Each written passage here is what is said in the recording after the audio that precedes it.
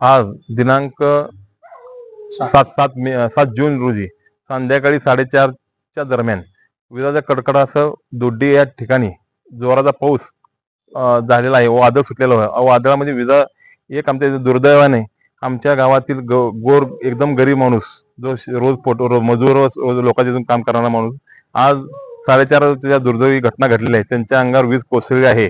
जे त्यांच्या आणि त्यांचा 50% म्हणजे भाग हे झालेला आहे, जळालेला आहे. आणि तरी शासनाला विनंती आहे की बाबा हा एकदम गरीब शंकर तुळशीराम राठोड वय वर्ष 69 हा रोजंदारी करून खाणारा माणूस आहे. लोकांच्या कामाला गेल्यानंतर तिथं घरी परत असताना एकदम अचानक वारं सुटल्यानंतर घरी परत असताना अंगावर वीज कोसळली आहे. त्या कोसळल्यामध्ये तिथं भरपूर नुकसान म्हणजे त्यांचं अर्धा भाग शरीर जळालेला आहे. तरी शासनाची विनंती आहे, हा गोर गरीब मजूर आहे, त्याच्या परिस्थिती हालाकीची आहे. शासनाने तहसीलदार साहेबांना सर्व त्यांना आम्ही कळवलेलं आहे. शासनाला एवढीच विनंती आहे की त्यांना लवकरात लवकर शासकीय मदत मिळावी. आम्ही आमच्या सोबत दोड्डी गावचे पोलीस पाटील आणि ग्रामसेवक संजय राठोड आम्ही सोबत आहे सोबत. आणि मी सरपंच महेश पाटील.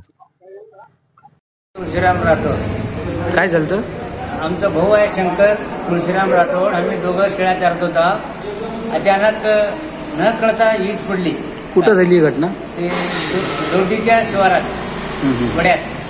मग ते मी जरा थोडं लांब होतो, त्याने थोडं पुढं होतंय आणि त्याने खाली पडल्यावर मी पळत गेलो. बघितलं तर समजा भाजलेलं होतं अंग.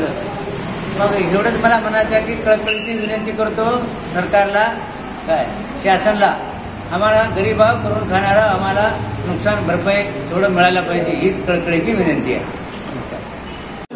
अप्पाराव भुताळे बाराचर आहे. मी कुंभारीचे ग्रामपंचायत सदस्य आणि वेळेने डक्के असं शेतातून येत असताना वीज पडून झालेलं आहे आपलं अक्कलकोट हवेला आणि सुरभीनगरजवळ. आम्ही सगळं आपल्या गावकऱ्यांनी सगळे जाऊन फोन आल्यावर जाऊन बघितल्यावर तिथल्या आजूबाजूचे लोक गोळा होऊन लगेच त्यांना जागेवर मोकळी झाले आणि येऊन अश्विनीला हजर केलं.